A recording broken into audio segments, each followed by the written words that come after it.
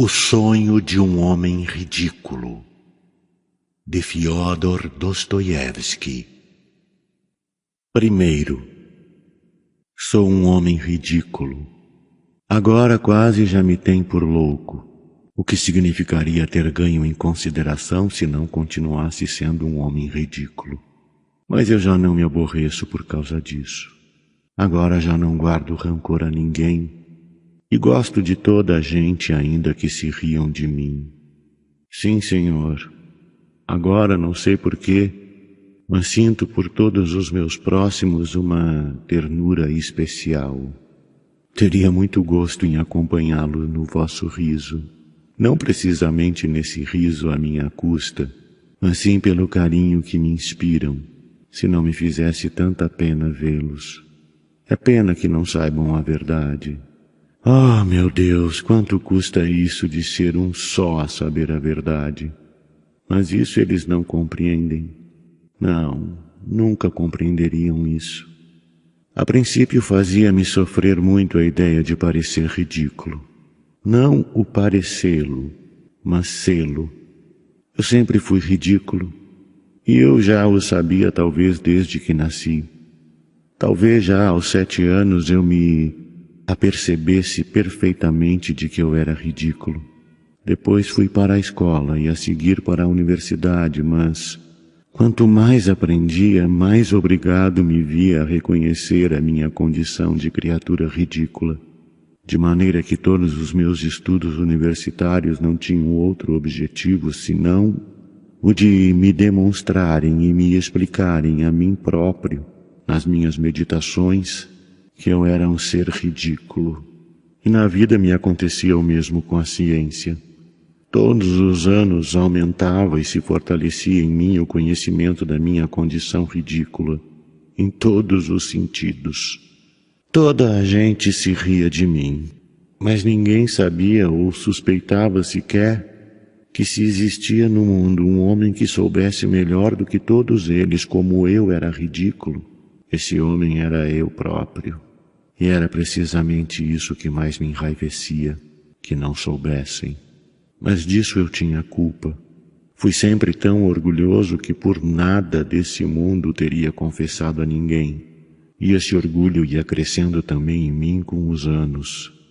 E se eu me tivesse permitido confessar a alguém, fosse a quem fosse, espontaneamente, que era um homem ridículo, teria imediatamente metido um tiro na cabeça na tarde do mesmo dia. Ah, quanto me fez sofrer na minha mocidade o medo de não poder, talvez, conter-me e dizer de repente eu próprio aos meus companheiros. Mas com o andar do tempo, quando me tornei um rapazote, e apesar de continuar reconhecendo cada vez melhor todos os anos essa terrível condição minha, fui me sentindo cada vez mais tranquilo. Não sei por quê. Precisamente por alguma razão que ainda hoje ignoro. Talvez por essa altura ter se introduzido na minha alma o receio perante determinado conhecimento que humanamente era mais elevado que o meu eu, e que foi a convicção adquirida de que tudo neste mundo é, afinal, uno.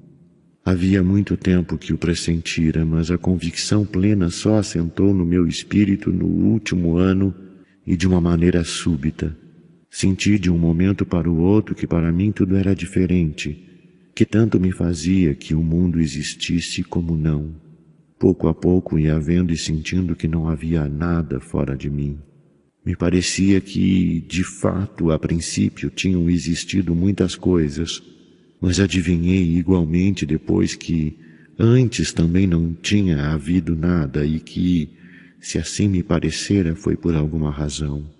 E pouco a pouco fui me convencendo que daí para diante também não haveria nada. A partir dessa altura até agora deixei de me preocupar mais com os mortais e quase não voltei a dar-lhes atenção. O que não tardou a refletir-se sobre as coisas mais insignificantes, pois me ocorria, por exemplo, quando andava pelas ruas, dar encontrões em toda a gente. E não se julgue que era por ir afundando em meditações. Isso não podia ser, porque eu já tinha de pensar em tudo, tudo me era indiferente. Ainda se ao menos me tivesse entregue à resolução de problemas. Mas não, nenhum só resolvi na minha vida. E isso havendo-os aos pontapés. Mas como tanto me fazia, os problemas afastavam-se de mim sozinhos. E mais para adiante, de repente, soube a verdade. Soube a verdade no último mês de novembro. Precisamente a 3 de novembro. E desde então não se apagou da minha memória nenhum pormenor da minha vida. Foi numa noite tão escura como nunca vi outra tão tenebrosa. Voltava para casa, ali pelas 11 horas da noite, e ainda me lembro que ia pensando em que não poderia haver noite mais escura e mais lôbrega, até em sentido físico. Havia chovido todo dia, mas uma chuva extremamente fria e aborrecida. Uma chuva dessas que deprimem o ânimo a tal ponto que ainda me lembro de sentir hostilidade contra os homens. E de repente a chuva parou, e passou a sentir-se uma umidade terrível, ainda mais úmida e mais fria que a chuva, e de todos os lados levantou-se uma espécie de névoa que surgia de cada pedra da rua e de cada esquina, quando ao passar uma pessoa se punha a olhar a rua de longe. Me ocorreu de repente pensar, se os lampiões se teriam apagado seria muito melhor, porque com as luzinhas do gás tudo se tornava muito mais triste, pois a luz deixava ver tudo. Eu mal comera naquele dia e desde o escurecer que tinha estado em casa de um engenheiro. Não tinha aberto a boca durante todo esse tempo e calculo que a minha presença os aborrecesse. Falavam não sei de quê e de repente puseram a altercar, enredando-se na discussão. Mas no fundo nada daquilo os interessava de maneira nenhuma, isso sabia eu. E se acaloraram, era por se acalorarem. Eu de repente fui e lhes disse, deixem de discussões que isso para vocês vem tudo a dar no mesmo. Eles, em vez de o levarem a mal, não fizeram mais nada senão rir-se de mim, porque eu não lhes tinha dito aquilo em ar de censura, mas porque tudo me era indiferente. Eles percebiam claramente que para mim tudo me era indiferente e achavam graça. Enquanto eu ia pelas ruas pensando na extinção dos lampiões, me lembrei de erguer os olhos ao céu. Estava tremendamente escuro, mas distinguiam-se com toda a nitidez umas grossas nuvens claras que por ele vogavam desgarradas, desfeitas, e entre elas, no espaço vazio, grandes manchas negras. De súbito descobri numa dessas manchas uma estrelinha. Parei e me pus a observá-la, atento. Fiz isso unicamente porque aquela estrelinha me sugeriu uma ideia. Decidi meter um tiro no corpo nessa mesma noite. Já há 2 meses atrás o tinha decidido assim solenemente, e apesar de estar tão mal de dinheiro como estava, arranjara um bonito revólver o qual tinha carregado naquele mesmo dia. No entanto, já tinham passado 2 meses e o tal revólver continuava na minha gaveta. Tão indiferente me era tudo, que queria esperar por um momento em que assim não fosse, embora ignorasse o motivo desse adiamento.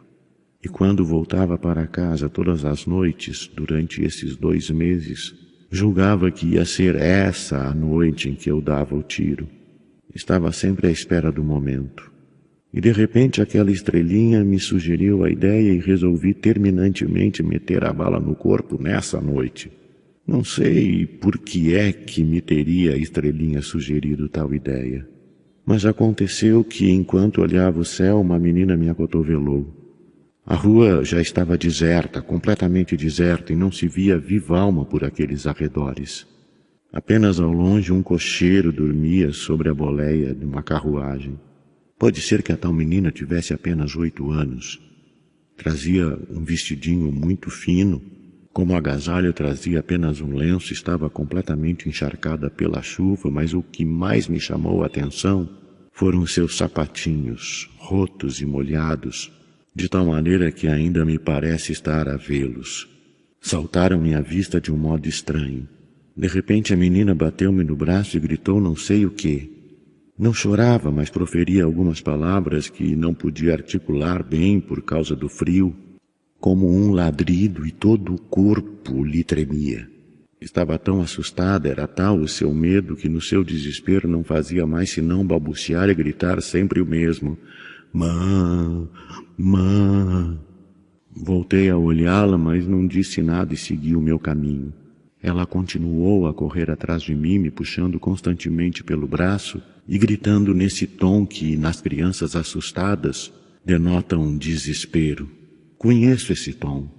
Ainda que a pequenina não exprimisse claramente o seu conflito por palavras, compreendi que a mãe estaria morrendo em casa ou que ali devia ter acontecido outra desgraça horrível e que ela saíra de casa para pedir auxílio a algum transeunte a fim de encontrar alguma coisa com que socorrer a mãe. Mas eu não segui na direção que ela me indicava. E até pelo contrário comecei a afugentá-la do meu lado. A princípio disse que ia procurar um guarda noturno, mas ela abriu as duas mãos, implorante, e continuou a correr atrás de mim, soluçante, ansiosa. Parecia que tinha medo de me perder. Eu então me adiantei e de repente bati com o pé no chão e ela deu um grito.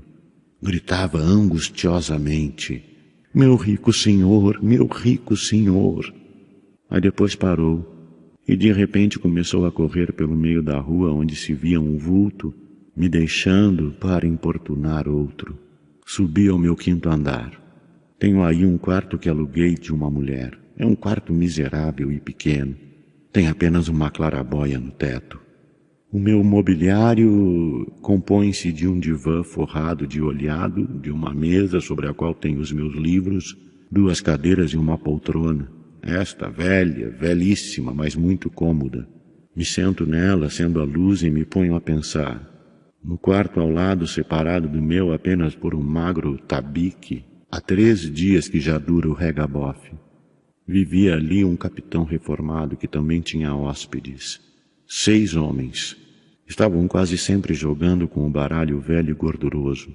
Nas noites anteriores se bateram, e de 2 deles sabia eu que se tinham mutuamente puxado os cabelos. A dona da casa pensou em se queixar, mas não se atreveu por medo do capitão. Além dos citados vizinhos, havia também na casa uma senhora muito franzina e magra, uma provinciana com 3 filhos pequenos que já tinham adoecido até. Tanto ela como as crianças têm um medo ridículo do capitão, e sempre que tem hóspedes passam a noite em claro, tremendo e se persignando, e o menorzinho até sofre de convulsões de tão medroso. O tal capitão, sei muito bem, costuma algumas vezes pedir esmola aos transeuntes do Nevsky Prospect, e não se preocupa absolutamente nada com arranjar emprego, embora, coisa estranha, durante todo o tempo que tem estado na casa, nunca me tenha incomodado de maneira alguma. É certo que eu, desde o princípio, evitei o seu convívio, e que fiz todo o possível por aborrecê-lo da primeira vez que veio ao meu cubículo me visitar, mas que gritem lá no seu quarto quanto quiserem. Isso me é indiferente. Eu passo a noite inteira sentado na minha poltrona e, para dizer a verdade, nem os escuto, a tal ponto que consigo me esquecer deles e dos seus gritos, mas passo toda a noite em claro. Já faz 1 ano que isso acontece. Fico sentadinho na poltrona até que clareia e sem fazer nada. Ler só leio de dia. Estou sentado e nem sequer penso em nada. Fico sentado tranquilamente e deixo o pensamento vaguear. A luz me consome numa noite. Sento-me na mesa, pego o revólver e o coloco na minha frente. Ainda me lembro de que, quando o coloquei ali, perguntei a mim próprio: sim? E que respondi com toda tranquilidade: sim. Por isso decidi meter uma bala no corpo nessa mesma noite. Eu sabia que nessa mesma noite haveria de esfacelar irremediavelmente a caixa craniana, mas não sabia quanto tempo haveria de continuar ali sentado até esse momento. E não há dúvida nenhuma de que teria um tiro na cabeça essa noite, se não fosse por causa daquela pequenina. Segundo, mas vejam, apesar de tudo me ser indiferente, sentia, por exemplo, a dor. Sim, a dor eu a sentia. Se alguém me tivesse batido, teria sentido a dor. E o mesmo no terreno moral. Se tivesse acontecido algo de triste, teria sentido piedade, tal como antes de tudo se me ter tornado indiferente. Por isso, daquela vez, senti compaixão. Eu não tinha outro remédio senão prestar o meu auxílio a uma pequenina, fosse como fosse. Por que não o tinha prestado àquela? Porque, precisamente nesse momento, me ocorreu uma ideia. Quando ela me puxou pelo braço e me falou, me surgiu um problema para o qual não encontrava resposta. Era uma pergunta ociosa, mas, no entanto, me aborrecia. Me deixava de mau humor devido à conclusão lógica a que eu chegara. A conclusão de que, uma vez que ia arrebentar com a caixa de miolos, tudo me devia ser indiferente. Mas por que sentiria eu, então, de repente, que nem tudo me era indiferente e que tinha pena da menina? Ainda me lembro de que me inspirava uma autêntica piedade. Sim, até ao ponto de sentir uma dor muito especial. Me inspirava piedade, uma dor que era absolutamente inverossímil e intempestiva na situação em que me encontrava. Não consigo descrever bem o meu fugidio sentimento de então, mas esse sentimento ainda perdurava no meu espírito depois de eu ter entrado no meu quarto e depois de estar já sentado à mesa. E me encontrava tão agitado como havia muito não estava. Uma apreciação traía a outra. No entanto, é evidente que eu, apesar de ser um homem e não um zero, isto é, apesar de não me ter ainda transformado num zero, é evidente, repito, que estou vivo e, por conseguinte, ainda posso me aborrecer e sofrer sem sentir vergonha dos meus atos. Bem, quanto a mim, mas se eu, por exemplo, me mato dentro de 2 horas, que pode me importar essa pobre menina e que podem me incomodar a vergonha e o mundo inteiro? Me transformo num zero absoluto, e poderia realmente a consciência de que eu vou deixar de existir dentro em breve e, por consequência, de que tudo vai também deixar de existir, não ter a menor influência sobre o sentimento de piedade que inspira esse ser, nem sobre o sentimento de vergonha pela brutalidade em que uma pessoa teria incorrido. Foi só por isso que eu bati com o pé no chão e lancei aquele grito tão furioso, porque queria demonstrar que eu não só não sentia piedade alguma, como também era capaz de cometer a grosseiria mais desumana, já que dali a 2 horas tudo estaria acabado e que já não existiria absolutamente nada. Vocês me acreditarão se eu lhes disser que foi só por isso que a afugentei? Estou absolutamente convencido disso. Naquele momento era para mim absolutamente evidente que a vida e o mundo dependiam quase unicamente de mim. Posso dizer mais ainda, que o mundo agora parecia quase criado para mim apenas, pois quando tivesse dado o tiro, o mundo deixaria de existir, pelo menos para mim. Isso para não falar sequer de que talvez realmente não houvesse nada mais para ninguém depois de mim, e que talvez o mundo inteiro, quando o meu conhecimento se extinguisse, se desvanecesse imediatamente como uma visão, como um simples atributo desse conhecimento meu e deixasse de existir, pois talvez todo esse mundo e todos esses homens sejam unicamente eu mesmo. Lembro-me de que ia abandonando todas essas novas perguntas que me assaltam uma atrás das outras e pensava qualquer coisa completamente nova para mim. Tudo isso sentado na minha poltrona, sempre a pensar. E de repente, entre outros, me ocorreu um pensamento estranho. Se eu, por exemplo, tivesse vivido na Lua noutro tempo, ou no planeta Marte, e cometido aí alguma ação incrivelmente desonesta, a mais desonesta que imaginar-se possa, e devido a essa ação me tivesse visto aí ultrajado e desonrado, de uma maneira como só às vezes pode-se ver nos sonhos, sob o influxo de um pesadelo, e depois, na terra, não me abandonasse a recordação daquilo que eu tivesse feito nos outros planetas, e soubesse, além disso, que jamais, fosse como fosse, havia de voltar a esses outros planetas, pergunto então, quando eu olhasse a lua aqui da Terra, tudo seria para mim indiferente ou não? Me envergonharia ou não, então, dessas minhas ações? Essas perguntas eram ociosas ou supérfluas, visto que ali estava o revólver diante dos meus olhos em cima da mesa, e que eu sabia de certeza absoluta que aquilo havia de acontecer infalivelmente. Mas, no entanto, essas perguntas me pungiam e me molestavam. Me parecia que, afinal, não podia morrer sem ter de qualquer maneira resolvido esses problemas. Em resumo, aquela menina salvou-me, pois devido àquelas perguntas adiei a minha morte. Entretanto, no quarto do capitão reinava silêncio. O dono da casa e os hóspedes tinham acabado de jogar e preparavam-se para dormir, embora sem deixarem de resmungar ou de se insultarem até o fim na sua bebedeira. Então aconteceu-me de adormecer de repente, coisa que nunca antes me acontecera, sentado na poltrona junto da mesa. Adormeci de um momento para o outro. Como se sabe, os sonhos são uma coisa muito estranha. Percebemos neles com uma clareza assustadora, com uma artística elaboração, certos pormenores, ao passo que passamos outros completamente por alto, como se não existissem, sucedendo assim, por exemplo, com o tempo e com o espaço. Creio que os sonhos não os sonha a razão, mas o desejo.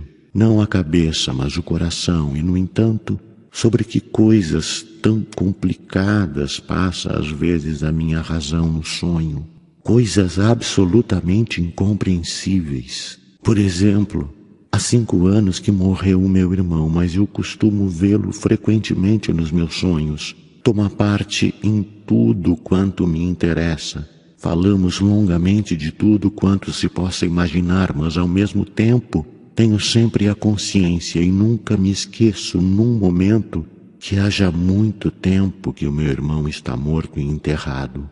Mas a que há é devido ao fato de eu não estranhar de maneira alguma a sua presença, que não me espante que o morto se sente junto a mim e me fale. Por que não se revolta a minha razão?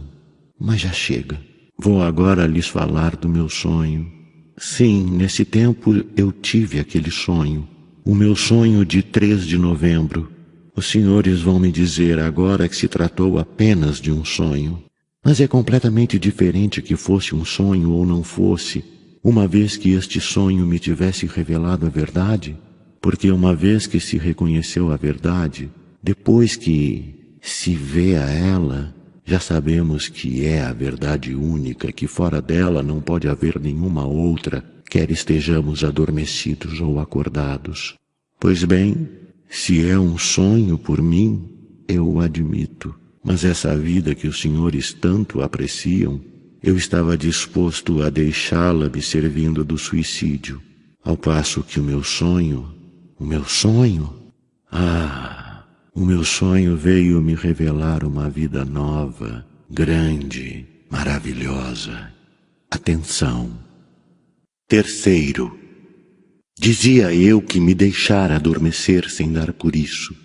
Me parecia que não fazia outra coisa senão continuar meditando acerca desses problemas. De repente pego no revólver, isto é, me pareceu que pegava nele em sonhos, que o aponto ao coração e não à cabeça, quando afinal eu decidira antes meter um tiro na cabeça, irrevogavelmente na cabeça, e para melhor precisão ainda na fonte direita. Depois de apoiar o cano contra o peito, esperei 1 segundo, apenas 1 segundo, e a luz, a mesa e a parede começaram de repente a me cair por cima e a dançar. Apertei rapidamente o gatilho. Costumamos sonhar às vezes que nos despencamos de uma grande altura, ou que nos matam, ou nos batem, mas não sentimos nenhuma dor nesses casos, a menos que uma pessoa se magoe na cama. Nesse caso, sim, sentimos uma dorzinha que nos acorda, pois foi isso mesmo que me aconteceu no meu sonho de então. Não senti dor, mas pareceu que por causa do tiro tudo de mim tinha se partido e de repente se desfazia, e tudo à minha volta ficava mergulhado em trevas pavorosas. Caí quase cego e mudo e compreendi que estava estendido sobre qualquer coisa dura, de boca para cima, e não via nada e não podia fazer o menor movimento. E à minha volta passavam pessoas que gritavam, ouvia a voz de baixo do capitão e a vozinha de soprano da dona de casa, e de repente outra pausa, e começaram a me colocar no caixão, e sinto como que os portadores do meu ataúde cambaleiam ao caminhar, e me ponho a pensar nisso, e de repente tomo pela primeira vez consciência de que estou morto, de que eu sou um defunto, de que não tenho a mínima dúvida, que não vejo nem posso me mover, se bem que apesar de tudo sinta e pense, mas não tarda que eu me resigne, e como costumamos fazer nos sonhos, aceito a realidade, mas eis que me arrojam a uma cova funda e me enterram. Todos se retiram e fico ali sozinho, completamente só, o que pode dizer-se absolutamente sozinho. Antes, quando me punha a pensar no dia em que me enterrassem, a ideia do sepulcro estava unicamente unida a uma sensação de umidade e de frio. E assim era também agora. Eu sentia muito frio, sobretudo na ponta dos dedos, mas além disso, não sentia mais nada. Jazia no sepulcro e, coisa estranha, não esperava nada, pois aceitava sem contradição a ideia de que um morto nada tem que esperar. Mas aquilo estava muito úmido. Não sei, entretanto, que tempo teria corrido. Se uma hora, se alguns ou muitos dias. De repente, me vem bater no olho esquerdo que tinha fechado uma gotinha de água fria que tinha se infiltrado pela tampa do caixão. Decorreu 1 minuto e uma segunda gota me salpicou, depois uma terceira e assim sucessivamente, sempre de minuto em minuto. Isso produziu em mim uma contrariedade violenta. E de repente senti uma dor física no coração. É a ferida, pensei. Foi aí que a bala se alojou. Mas a gotinha continuava a cair a cada minuto, e sempre exatamente no meu olho esquerdo. Então eu gritei, não com a minha voz, visto que não podia fazer movimento algum, mas com todo o meu ser para o autor de tudo aquilo que me sucedia. Quem quer que sejas, se é que existes, e que há alguma coisa de mais razoável do que aquilo que me sucede, ordena também que imponha aqui o seu domínio. Mas se queres me castigar pelo meu insensato suicídio com a insensatez de continuar a existir, fica sabendo que nada do que me esteja reservado pode se comparar com o desprezo que eu sentirei em silêncio, ainda que a minha tortura e o meu martírio possam durar milhões de anos. Gritei assim e depois calei. Teria durado perto de 1 minuto aquele profundo silêncio, e passado esse tempo tornou a cair sobre o meu olho fechado a já acostumada gota. Mas eu sabia de um modo infinito e inquebrantável que tudo iria mudar imediatamente. E eis que de súbito se abre o meu sepulcro. Isto é, eu não sei ao certo se me o teriam aberto. O certo é que um ser obscuro e para mim desconhecido se apoderou de mim e partimos ambos para os espaços interplanetários. E de repente recuperei a vista. Era noite profunda e nunca eu tinha visto obscuridade semelhante. Atravessamos os espaços siderais já muito longe da Terra. Não fiz pergunta alguma ao meu condutor. Esperava e sentia um orgulho imenso. Me assegurei de que não tinha medo e quase desfalecia de gozo ao pensar que não o tinha. Não sei quanto tempo teríamos voado assim pelos espaços, nem consigo imaginá-lo bem. Tudo aquilo aconteceu como costumam acontecer as coisas nos sonhos, ultrapassando as leis da razão, o espaço e o tempo, e ficando tudo limitado àquilo que o nosso coração sonha. Me lembro que, de súbito, no meio daquelas trevas, divisei uma luzinha. Será Sírius? Perguntei contra a minha vontade, pois não queria perguntar nada. Não, essa é a mesma estrelinha que tu viste entre as nuvens quando voltavas para casa, respondeu-me o ser que me conduzia, e do qual eu sabia somente que tinha um rosto humano. Mas coisa estranha, aquele ser não me era simpático e inspirava até uma profunda aversão. Eu tinha contado com o não ser absoluto e, partindo dessa hipótese, tinha decidido me matar. E agora me encontrava nos braços de um ser que não era, evidentemente, um ser humano, mas que nem por isso deixava de ser uma realidade. E era efetivamente. Portanto, há uma vida depois da morte, pensei eu com essa estranha rapidez daquele que dorme, se bem que a essência fundamental do meu coração conservasse em mim toda uma profundidade. Já que tenho de existir outra vez e outra vez tenho de viver por mandato de não sei de que vontade inapelável, não quero que ninguém me vença nem me humilhe. Tu sabes que eu tenho medo de ti e é por isso que me desprezas, disse de repente para o meu condutor. Não tinha podido me conter e tinha-lhe feito a humilhante pergunta que trazia implícita a confissão e sentia no meu coração a dor do meu vexame como uma punhalada.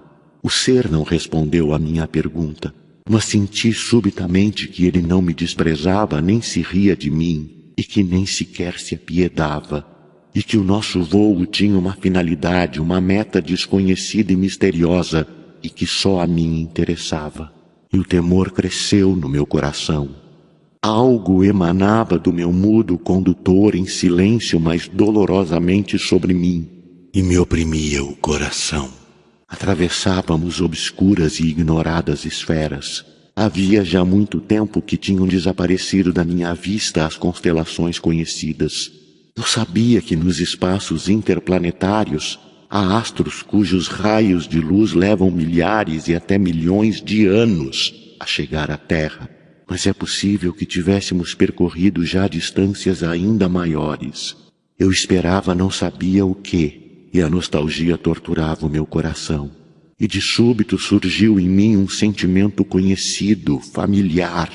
Vi o sol. Eu sabia que não podia ser o nosso sol, o pai da nossa terra, o que engendrou a nossa terra, mas compreendi, em virtude não sei de quê, com o meu ser, que aquele sol era um sol absolutamente como o nosso, que era a sua reprodução e o seu duplo. Um doce, animador sentimento encheu de prazer a minha alma. A preciosa corpórea força da luz que me tinha engendrado encontrou repercussão na minha alma e a fez ressuscitar. E eu senti a vida de outrora pela primeira vez depois do meu enterro. Visto que existe o sol e é um sol completamente igual ao nosso, exclamei, onde está a terra? E o meu companheiro me apontou uma estrelinha que despedia um brilho esmeraldino. Voávamos precisamente por cima dela. Como é possível existirem no universo tais cópias? Será essa verdadeiramente a lei do universo? E se essa é a Terra, me diz, será uma terra como a nossa? Uma terra também desditada e pobre, mas não menos apreciada e querida, que inspire o mesmo doloroso amor aos seus mais ingratos filhos, como a nossa terra? Exclamei com um amor arrebatado, audaz, irreprimível, por aquela terra sagrada, a lôbrega e enxovalhada terra que acabava de abandonar. E a figura da menininha que eu espantara com um grito surgiu instantaneamente na minha memória. Hás de ver com os teus próprios olhos, respondeu meu companheiro, e uma tristeza vibrava na sua voz. Nos aproximávamos velozmente do planeta. Ele se agigantava diante dos meus olhos e eu podia distinguir já os oceanos, perceber depois os contornos da Europa, e de repente acordou no meu coração uma grande e sagrada inveja. Como poderia existir uma cópia? E qual a finalidade de sua existência? Eu amo e só posso amar essa terra que acabo de deixar, na qual perduram ainda as gotas daquele sangue que, ingrato, derramei ao me desprender da vida. Mas nunca, nunca deixei de amar a nossa terra, e talvez até aquela noite em que a abandonei tivesse sido o momento em que a amei mais apaixonada e dolorosamente. Existe também dor nessa nova terra? Será que na nossa só podemos viver com a dor ou graças a ela? Não sabemos amar de outro modo, nem conhecemos outro amor. Eu quero dor para poder amar. Quero sim. Neste momento apenas anseio por poder beijar banhado em lágrimas a terra que abandonei. Eu não quero, não aceito nenhuma outra vida senão a da nossa terra. Mas o meu companheiro já tinha me deixado. Sem ter me apercebido, tinha chegado àquela outra terra, a clara luz solar de um dia de paradisíaca beleza. Creio que me encontrava numa daquelas ilhas que formam o arquipélago helênico, se não era, porventura, algum ponto da costa que ali circunda o mar Egeu. Era tudo tal como entre nós. Simplesmente tudo parecia encontrar-se numa disposição firme e resplandecer numa grande vitória, santa e finalmente conquistada. O mar suave, de um azul escuro, batia suavemente contra o litoral e cingia-se contra ele com um imenso, visível e quase inconsciente amor. As árvores sombrias apareciam em todo o esplendor da floração, e estou convencido de que as suas folhas inumeráveis me davam as boas-vindas com o seu leve e amistoso sussurro, murmurando ignoradas palavras de amor. A relva ostentava uma verdura muito fresca e brilhante. Os pássaros cruzavam em bandos pelo ar, e os passarinhos pousavam sem ponta de medo nos meus ombros e nos meus braços, e davam alegres pancadinhas com as suas asinhas trêmulas. E finalmente eu olhava e reconhecia também os homens daquela terra feliz. As pessoas se chegavam a mim espontaneamente, me rodeavam e me davam beijos. Eram filhos do sol, filhos do seu sol. Como eram bonitos! Eu nunca vi na nossa terra homens tão belos. Quando muito poderemos encontrar nas crianças, nos mais tenros anos, um reflexo fraco e longínquo de semelhante formosura.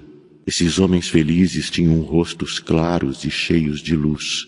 No seu rosto transparecia a inteligência e um saber que, permita-me a expressão, parecia completo até a tranquilidade.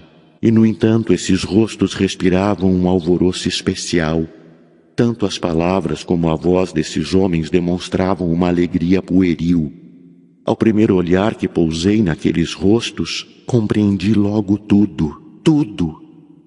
Aquela era a terra não manchada pelo pecado original, na qual viviam homens que não tinham pecado e viviam num paraíso idêntico àquele em que, segundo todas as tradições da humanidade, viveram os nossos primeiros pais antes da queda, sem a mínima diferença, a não ser que a terra toda era, por todo lado, um só paraíso. Aqueles homens se aproximavam de mim com afetuosidade, me sorriam e me acariciavam, me conduziam ao seu lar e todos se esforçavam por me tranquilizarem. Não me faziam pergunta alguma, pareciam saber de tudo e só ansiavam por afugentar o mais depressa possível no meu rosto todo o vestígio de dor. Quarto, agora vejam. Admitamos que tudo isso foi apenas um sonho, mas a sensação de amor que aqueles homens belos e inocentes me demonstraram perdura em mim através do tempo, e eu sinto como esse amor já distante tomba sobre mim. Eu os vi, eu os conheci, eu os amei, e mais tarde sofri por eles. Compreendo e compreendi-o desde o primeiro instante que eu não poderia entendê-los em muitas coisas. Parecia-me incompreensível, como parece aos progressistas russos contemporâneos e aos maus peterburgueses, o fato de, sabendo ele tanto como sabiam, não possuírem a nossa ciência. Mas não tardei a comprovar que a sua ciência se nutria de conhecimentos diferentes dos da terra e que suas preocupações eram também de outra índole. Não tinham desejos, estavam tranquilos e contentes. Não aspiravam tanto como nós a conhecer a vida, pois a sua vida estava completamente preenchida. Mas o seu saber era mais fundo e elevado que a nossa ciência, porque a nossa ciência procura explicar a vida, pretende ser ela mesma a cimentá-la, para mostrar aos homens como devem viver, e isto eu o compreendi, ao passo que eles já sabem como hão de viver, e isto eu percebo, ainda que não possa compreender a sua ciência. Me mostravam eles as suas árvores, mas eu não podia sentir do mesmo modo que eles a grandeza do amor com que contemplavam, tal como se as tais árvores fossem homens. E vejam, pode ser que eu não me engane ao dizer que até falavam com elas. Sim, conheciam a sua língua e eu estou convencido de que as árvores os entendiam. E olhavam da mesma maneira todo o resto da natureza e os animais que pacificamente viviam com eles e, longe de atacá-los, os amavam, vencidos pelo seu amor. Apontavam para os outros e me diziam qualquer coisa que eu não compreendia, mas estou convencido de que estavam em relações com as estrelas do céu, não por meio do pensamento, mas de outro modo. Aqueles homens não se esforçavam para que eu os compreendesse. Amavam-se sem necessidade disso, mas além disso eu sabia que tampouco eles me compreenderiam jamais. E por isso nunca lhes falei da nossa terra. Limitava-me a beijar diante deles a terra em que viviam e a adorá-la, e eles viam isso e deixavam que eu o fizesse sem dizerem nada, sem se envergonharem de que eu a amasse ao mesmo tempo que eles. Não sofriam por minha causa quando, arrasado em pranto, lhes beijava os pés, pois sabia o amor com que me o pagavam. Às vezes perguntava a mim próprio, admirado, como poderiam eles ofender uma vez que fosse um homem como eu, ou como poderiam suscitar tão pouco em mim um sentimento de inveja ou de ciúme? Às vezes perguntava também a mim próprio como é que eu, como se fosse um embusteiro e enganador, não lhes comunicava algum dos meus conhecimentos de que, naturalmente, não tinham a menor ideia, para fazê-los cair no espanto ou simplesmente por amor deles. Eram bonachões e joviais como crianças. Vagueavam por entre os seus bosquezinhos magníficos e floridas pradarias, entoando lindas canções e sustentavam-se dos frutos das árvores e do leite dos animais que os acompanhavam. Preocupavam-se pouquíssimo com a alimentação e com o vestuário. O amor existia também entre eles e geravam filhos, mas nunca verifiquei que fossem vítimas desses arrebatamentos de cruel lascívia que se apoderam de quase todos os homens desta nossa terra, de todos, sem exceção de nenhum, e que constitui a única origem de quase todos os pecados da nossa humanidade. Alegravam-se com os recém-nascidos como novos coparticipantes da sua felicidade. Não conheciam nem a luta nem a inveja e nem sequer sabiam o que isso fosse. Os filhos dos outros eram também seus filhos, pois formavam todos uma só família. Quase não tinham doenças, contanto com a morte. E os seus velhos extinguiam-se suavemente, como se dormissem, rodeados dos seres queridos, deitando bênçãos, sorrindo e acompanhados pelos seus olhares claros e alegres. Nunca vi dor nem lágrimas à cabeceira de um moribundo, mas um amor exaltado até o êxtase, até um fervor tranquilo e puro. Se poderia quase acreditar que até depois da morte continuavam em comunicação com os seus mortos e que ela não interrompia sua vida terrena. Mal me compreendiam quando eu os interrogava acerca da vida terrena, mas pelo visto estavam tão convencidos de sua existência que nem por um momento se lembravam de pô-la em dúvida. Não tinham templos, mas mantinham-se numa identificação vital com o todo. Não professavam crença alguma, mas possuíam a convicção de que, quando as suas alegrias terrenas tivessem alcançado os limites da natureza terrena, viria para todos eles, tanto para os vivos como para os mortos, um mais íntimo contato com o todo.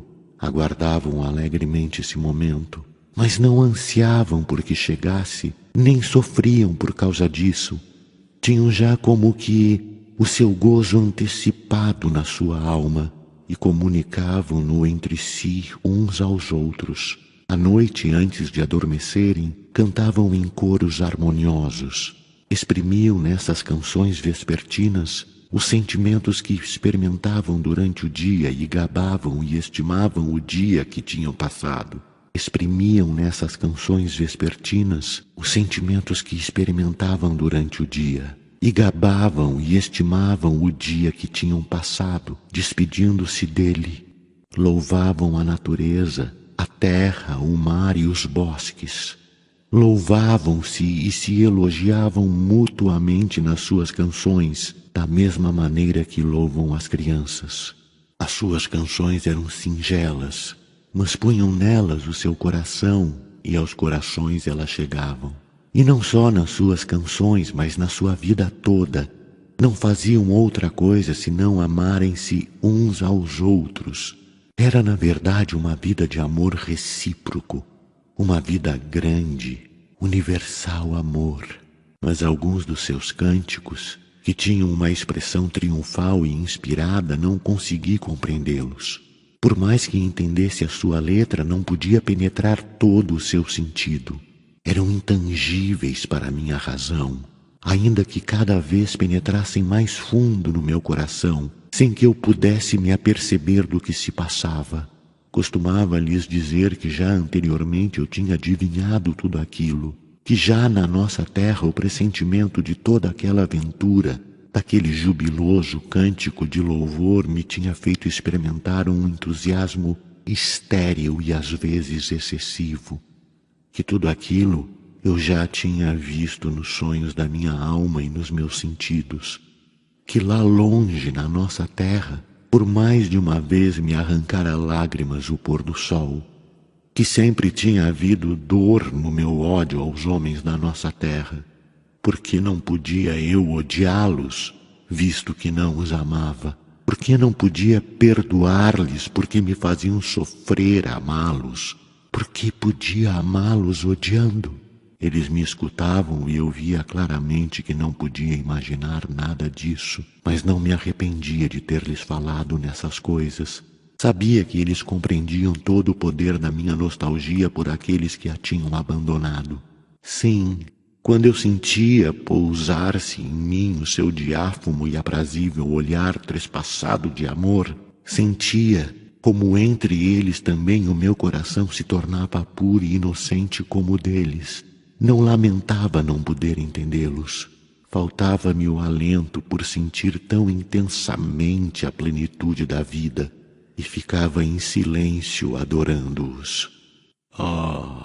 Toda a gente se ri agora na minha cara e me afirmam que não pode ver-se nada semelhante ao que eu estou descrevendo, que no meu sonho, mas não fiz do que experimentar um sentimento elaborado pelo meu próprio coração, e que todos esses pormenores os devia ter arquitetado depois, já desperto. E quando concordei e disse que podia ser que tivessem razão, sabe, deram-se as gargalhadas, a hilariedade que as minhas palavras provocavam. Naturalmente eu estava apenas dominado pelo sentimento do sonho, e só este único sentimento perdurava no meu coração que sangrava. Mas além disso, as visões e as figuras reais do meu sonho, isto é, aquelas que eu vira precisamente durante a hora do meu sonho, conservavam entre si tal harmonia, eram tão perfeitas, tão encantadoras, sedutoras e belas, que ao acordar como é natural, não era capaz de tornar a dar-lhes vida na nossa pobre linguagem. Por isso tiveram naturalmente que empalidecer na minha consciência e se desvanecerem, e talvez por isso me sentisse realmente obrigado a imaginar depois inconscientemente os pormenores, os quais teria encomendado decididamente a missão de reproduzir, dado o meu apaixonado desejo, que era, de certo modo, pelo menos, o sentimento principal. Mas, no entanto, por que não acreditar que tudo foi real? Pode ser que fosse 1000 vezes melhor, mais radiante e belo do que eu descrevo. Pode ser que fosse um sonho, mas não é possível que o fosse completamente. Olhem, vou confiar-lhes um segredo. Talvez tudo isso nem sequer de longe fosse um sonho, pois sucedeu nisto algo do gênero, algo tão real até a saturação, que uma pessoa nem sequer teria podido sonhá-lo. Pode ser que fosse a minha alma que engendrasse esse sonho. Mas como ela poderia ter engendrado sozinha essa terrível verdade que eu senti mais tarde? Como teria podido eu imaginá-la ou sonhá-la, o meu coração sozinho? Seria possível que o meu insignificante coraçãozinho e a minha humilde e caprichosa razão tivessem podido acender a semelhante revelação da verdade? Ah, julguem os senhores por si mesmos. Até este momento não falei no caso, mas agora vou dizer a verdade toda. A conclusão foi eu ter estragado tudo aquilo. Quinto. Sim. A conclusão foi eu ter estragado tudo. Como isso foi, é que eu já não sei. Já não lembro como é que sucedeu. O sonho durou milhares de anos e apenas me deixou uma impressão de conjunto. Só me lembro de que a queda do pecado original fui eu. Como uma espantosa estricnina, pestífero bacilo que devasta a terra, assim devastei eu toda aquela terra inocente e feliz. Aqueles homens aprenderam a mentir, tomaram gosto à mentira e reconheceram como eram belos. Oh, pode ser que a princípio o fizessem inocentemente por puro jogo, por diversão, que apenas se tratasse de um bacilo, mas esse átomo de mentira se enraizou nos seus corações e foi do seu agrado. Não tardou que deles derivassem a voluptuosidade, e essa voluptuosidade engendrou a inveja e esta a crueldade. Ah, não sei, eu já não me lembro como, mas não tardou que se vertesse a primeira gota de sangue. A princípio apenas sentiram espanto, mas depois se assustaram e começaram a se afastar um dos outros. Vieram as censuras e as incriminações, conheceram a vergonha e a erigiram em virtude. Surgiu o conceito da honra e cada bando se uniu à sombra da sua bandeira. Começaram a torturar os animais e os animais se afastaram deles. Foram se ocultar nos bosques e se tornaram seus inimigos. Se iniciou a luta pela separação, pela particularização, pela personalidade, pelo teu e pelo meu. Começaram a falar várias línguas, conheceram a dor e tomaram gosto dela. Ansiavam pelo sofrimento e diziam que a verdade só se comparava pelo preço do martírio. Depois surgiu a ciência. Como se tinham tornado maus, deram em falar de fraternidade e de humanidade, e compreendiam estas ideias. Como tinham se tornado criminosos, inventaram a justiça e redigiram códigos para encerrarem neles. E para assegurar o cumprimento desses códigos, ergueram a guilhotina.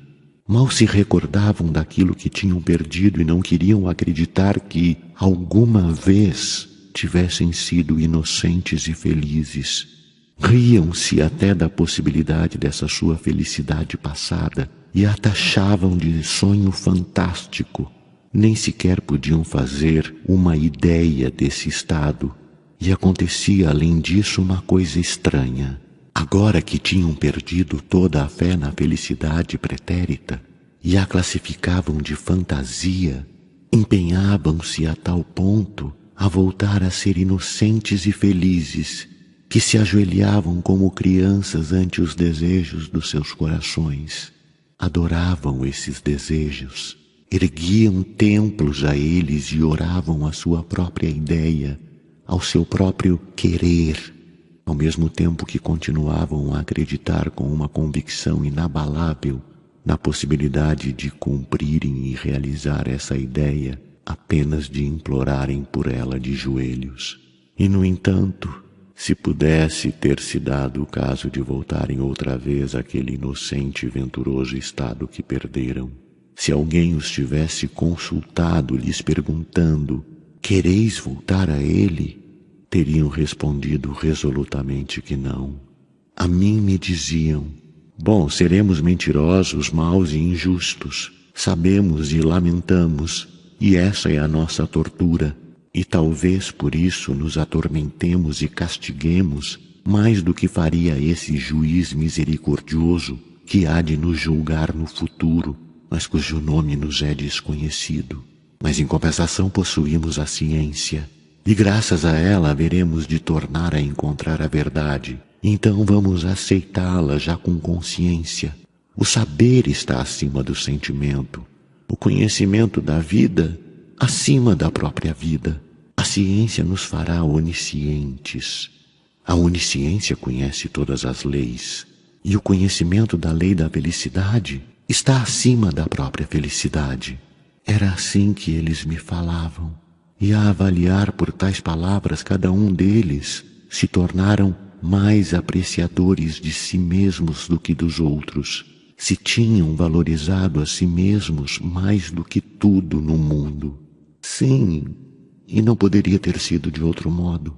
Tornaram-se todos tão ciosos do seu eu que cada um se afanava por rebaixar, oprimir e diminuir o eu do próximo por todos os meios possíveis. E só nisso se resumia a sua vida. Foi desenvolvida a escravatura e surgiram até escravos voluntários. Os fracos se submeteram com gosto aos mais fortes, mas com a condição de que estes os ajudassem a subjugar os mais fracos do que eles. Surgiram entre eles profetas que lhes falavam do seu orgulho chorando, da perda da medida e da harmonia do sentimento do pudor. Mas eles riam e troçavam desses profetas e acabavam por lapidá-los. Correu sangue sagrado sobre os umbrais do templo, mas também haviam homens que começaram a discutir a maneira de voltar a uni-los a todos, sem que deixassem, entretanto, de querer a si mesmos mais que a ninguém, nem prejudicar aos outros, para que todos tornassem assim a viver em comum, formando uma só amistosa e concorde sociedade. Essa ideia foi entre eles causa de grandes guerras. Todos os beligerantes acreditavam ao mesmo tempo que a ciência, a onisciência e o instinto da própria conservação obrigariam finalmente os homens a se unirem numa sociedade razoável e cordata, para o que, no entanto, se esforçavam os oniscientes, a fim de acelerar as coisas, por exterminar todos os não oniscientes e a quantos não compreendiam a sua ideia, a fim de que não fossem um obstáculo para o seu triunfo. Mas não tardou que diminuísse o sentimento geral da própria conservação e surgissem voluptuosos e soberbos que proclamavam abertamente que desejavam tudo ou nada. Foram registradas proezas de todo o gênero. E quando não conseguiam nada com elas, restava o recurso do suicídio. Houve religiões consagradas ao culto do não ser e do próprio aniquilamento, em honra do eterno repouso no nada, até que por fim aqueles homens se cansaram de seus absurdos esforços e nos seus rostos se refletiu a dor e proclamaram: a dor é beleza, pois só a dor tem sentido, e cantaram a dor nos seus poemas, Eu andava numa agitação entre eles, torcia as mãos e chorava, mas os amava, no entanto, e talvez mais do que antes, quando no seu rosto não assomava ainda nenhuma dor e eram belos e inocentes. A terra por eles manchada me parecia então mais valiosa do que antes, quando era um paraíso, e isso apenas porque nela aparecera a dor. Eu sempre amei a dor e a tristeza, mas só para mim, só para mim. Mas, como agora eles sofriam também, chorava de compaixão, estendia as minhas mãos e no meu desespero me acusava, me amaldiçoava e me desprezava a mim próprio.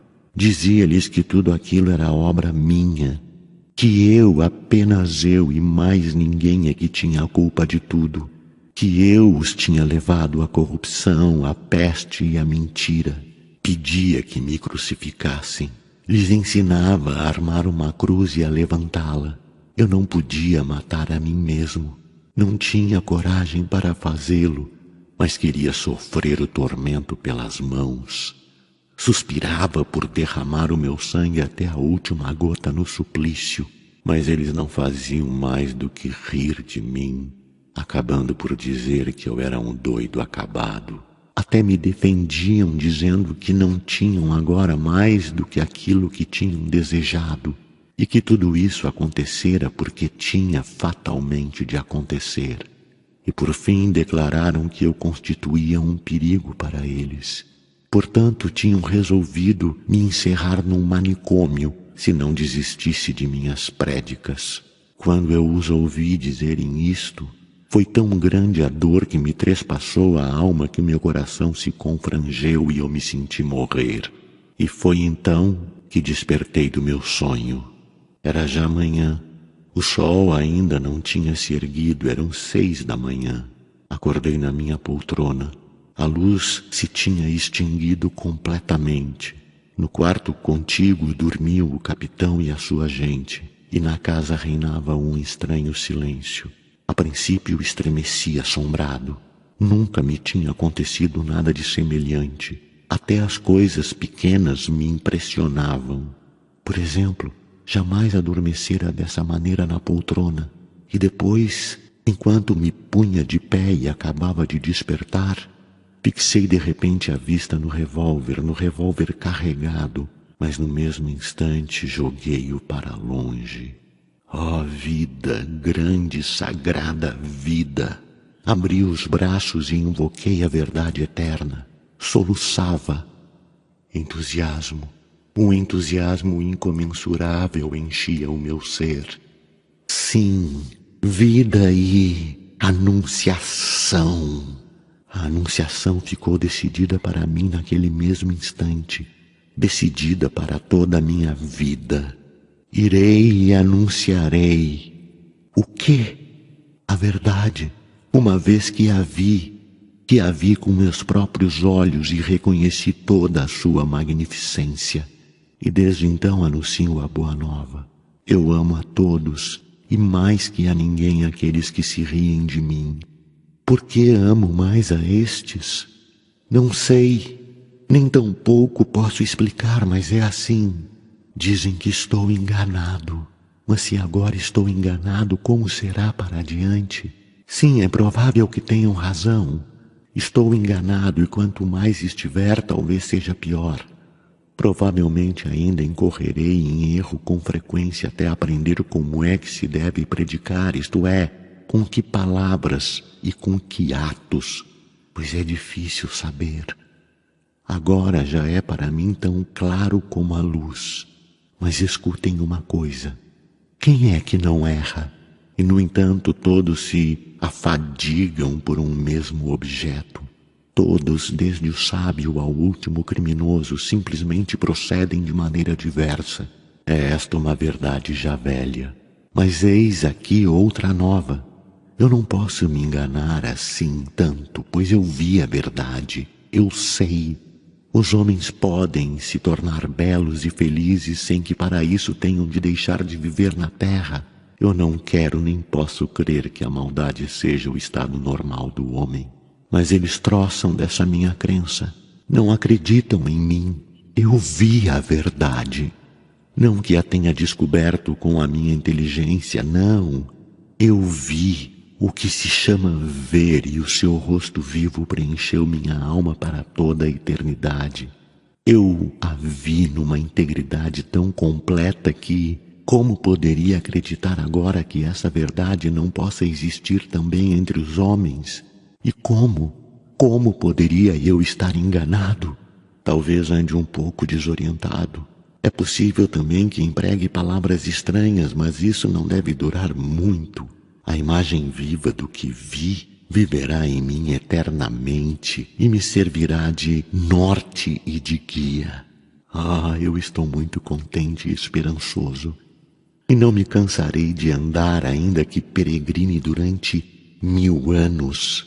Olhem, a princípio queria esconder de vocês que tinha sido o causador de sua perdição. Mas isso teria sido falta da minha parte, pois assim tínhamos já a primeira culpa. Mas a verdade me dizia ao ouvido que eu mentia. Me salvava do erro e me dirigiu para o caminho reto. Mas eu não consegui saber como é que alcançaram o paraíso, pois não consigo exprimi-lo por palavras. Perdi as palavras no sonho. Pelo menos todas as palavras necessárias, as mais precisas. Mas isso não importa. Eu caminharei por esses mundos e anunciarei a boa nova uma vez que vi com meus próprios olhos, ainda que não possa exprimir o que vi.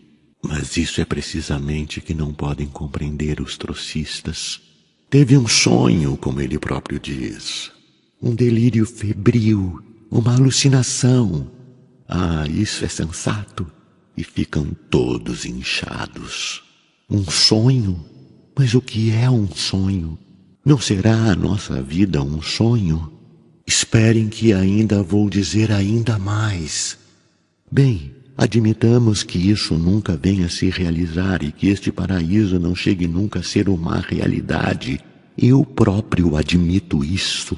Bem, pois apesar de tudo, continuarei anunciando a boa nova. E, no entanto, como isso seria simples. Num dia, numa hora, tudo mudaria. Ama a humanidade como a ti mesmo. Isso é tudo. Isso é tudo e nada mais é preciso. Saberás depois como has de viver. E além disso, só há uma verdade antiga, antiquíssima, mas que é preciso repetir 1 e 1000 vezes e que até agora não se arraigou nos nossos corações. O conhecimento da vida está acima da vida. O conhecimento da lei da felicidade está acima da própria felicidade.